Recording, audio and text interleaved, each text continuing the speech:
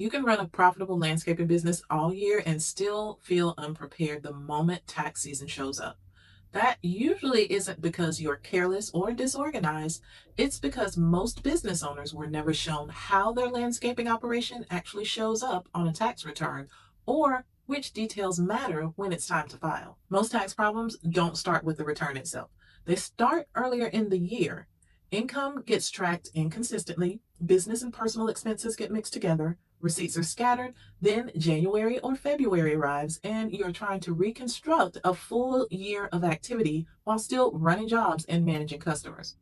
In this video, I want to do two things. First, explain how the IRS generally looks at a landscaping business from a tax standpoint. Then, walk through what a tax preparer is going to ask for and why those pieces matter so you can prepare ahead of time and avoid unnecessary stress, delays, or surprises. Let's start with the big picture. If you're operating as a sole proprietor or a single member LLC, the IRS doesn't treat your business as a separate entity for income tax purposes. The business and the owner are viewed as one. Your business activity is going to flow directly onto your personal return. And that structure is common, especially in the early years, and it isn't inherently a problem, but it does mean that there's no separation between your business profit and your personal tax bill. The profit your landscaping business generates directly affects how much you're going to owe. That's why record keeping matters so much. It's not about being perfect, it's about having numbers that are accurate and defensible. Most of your business activity is reported on Schedule C, and you don't need to memorize the form, but you do need to understand what drives it. Income minus expenses equal profit. That profit then feeds into the rest of your tax return. On top of that is going to be self-employment tax. So because you don't have an employer withholding Social Security and Medicare, those taxes are calculated through your return. Depending on your profit level, you may also be required to make estimated tax payments during the year instead of settling everything at filing time. The first area your tax preparer focuses on is income. And that's not just how much you made, but also how it was tracked and reported. Now, if income was deposited across multiple accounts and paid in cash without records or inconsistently recorded, it creates questions. And questions slow down preparation, they increase fees, and they raise your audit risk. The IRS is far more aggressive about unreported income than most other issues. So the simplest way to keep income clean is to run all business deposits through one account. Record them consistently and reconcile your bookkeeping so your books match your bank activity. So a preparer isn't just looking for totals, they're looking for reasonable categories, they're looking for consistency, and they're looking for documentation that supports what's being claimed.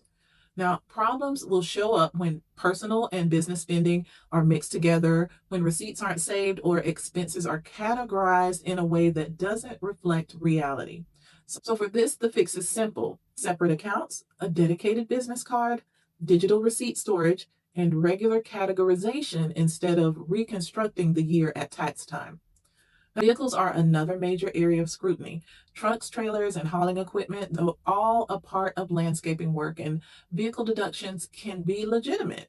They're also closely reviewed by the IRS.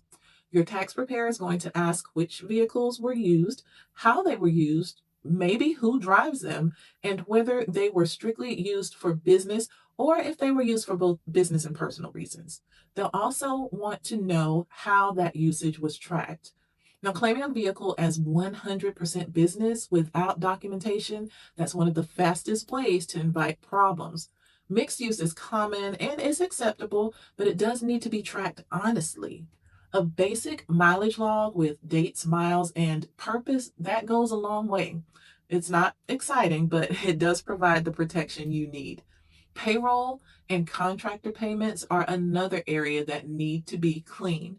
So if you pay crew members or helpers, your preparer is going to need to know how those workers were classified and how you handled the payments. So employees, they require payroll filings and withholdings, while contractors require W-9s and often need to be issued 1099 NECs. Use payroll software for employees. And then for contractors, make sure you collect those W-9s before you pay them a cent. Equipment and larger purchases also need your attention. So, mowers, trailers, trucks, and major tools aren't always simple expenses. Many are treated as assets and may be depreciated or handled differently depending on the purchase amount, and the timing. So, your preparer is going to ask you what was purchased, how much it cost, what the purchase date was, when it was placed in service for the business, and maybe even how it's being used. Now, this does not require a complicated system. It's a basic asset list with the purchase date, the cost, and business use. That's usually enough. Your business structure matters as well. So, whether you operate as a sole proprietor, single member LLC, or an S corporation affects how income is taxed and how it's reported. If you formed an entity or changed banks or added an owner or made any structural changes during the year, your tax preparer is going to need to know. One of the most common mistakes is assuming that your preparer already has that information. So, clear communication will prevent missed opportunities for deductions as well as filing issues. And then finally, preparers typically will ask for prior year returns, especially if you're a new client to them. They'll ask about your estimated tax payments and any IRS notices that you may have received.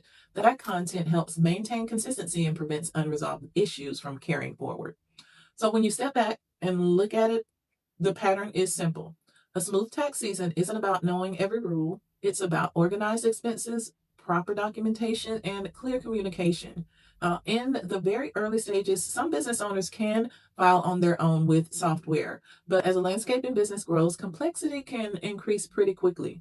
More income, more equipment, more workers, and compliance requirements change what's appropriate. At that point, the goal isn't just filing a return, it's accuracy, protection, and long term stability. That's where a good tax professional adds value by reducing risk, catching issues early, and keeping your business compliant. So, whether you file on your own or work with a tax preparer, getting organized early is going to save you time, money, and stress.